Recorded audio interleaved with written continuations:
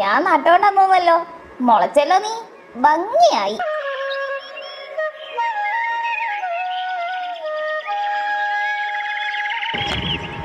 ജാനു, ഞാൻ നിന്നോട് പല പ്രാവശ്യം പറഞ്ഞു അടുക്കളയിൽ വന്നിട്ട് മുടി തോർത്താൻ നിൽക്കരുന്ന്. എനിക്കെന്നാ പറഞ്ഞ കേൾക്കുന്നില്ലണേ. ഇനി മലയാളത്തിൽ പറഞ്ഞ് കേൾക്കായിട്ടാ? നിങ്ങൾ ഒന്ന് തമിഴിൽ പറയാമെന്ന് കേൾക്കട്ടെ. വേണ്ട വേണ്ട, കന്നഡ മതി. ഒന്ന് പറഞ്ഞാട്ടെ, എനിക്ക് കന്നഡ കുത്തും. പറ. ഇന്നെന്താ മഴ പെയ്തിനാ? ഇല്ല.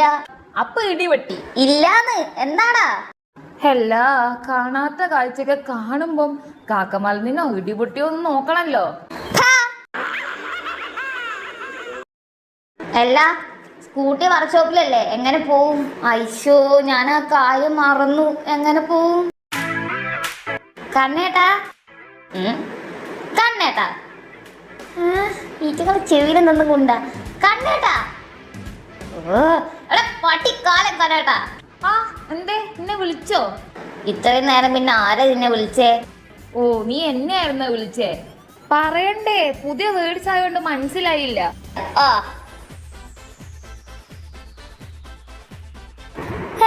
ആദ്യമായിട്ട് പോയാ, എന്നെ കണ്ടില്ല.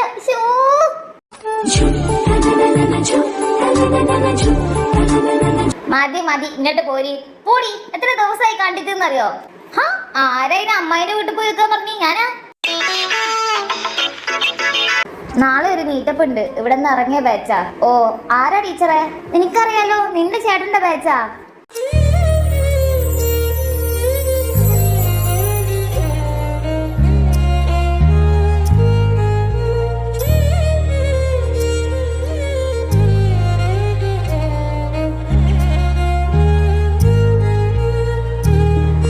ഞാൻ പ്രതീക്ഷിക്കുന്ന ആള് 4 വർഷങ്ങൾക്ക് ഇപ്പുറം വരുമോ?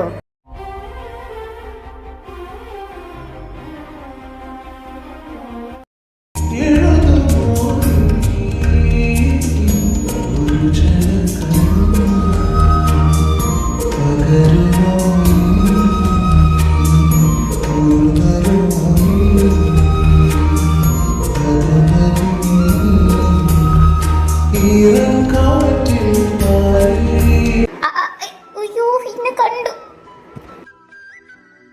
ഗോവിന്ദ, ഇങ്ങ് വാ. ഹായ് ജാനു. ഹായ്. അവർക്ക് നല്ലൊരു ഫെയർവെൽ കൊടുക്കണ്ടേ? 1 വർഷം പോയൊരു പോക്കേ. ഓരോ ദിവസത്തിനും ദൈർഘ്യം കൂടണേന്ന് മുത്തപ്പനോട് കണ്ണടച്ച് പ്രാർത്ഥിച്ചു. എന്നും കാണാൻ ആ മുഖം ഇനി കണ്ടില്ലെങ്കിലോ? എൻ്റെ ഇഷ്ടം ഞാനിങ്ങനെ ഗോവിന്ദേട്ടനോട് പറയും. പറഞ്ഞാൽ തന്നെ കാവ്യേച്ചി. ഹേ ജാനു. ഗോവിന്ദേട്ടൻ എന്തേ ഇവിടെ ഒറ്റയ്ക്ക്? വെറുതെ ഇരുന്നതാ.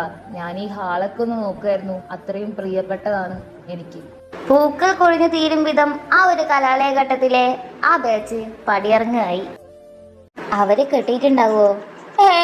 എടി കരുനാക്ക് കളിച്ചൊന്നും പറയാതെടി. ഞാനൊരു ഡൗട്ട് പറഞ്ഞ ഓളൊരു ഡൗട്ട്.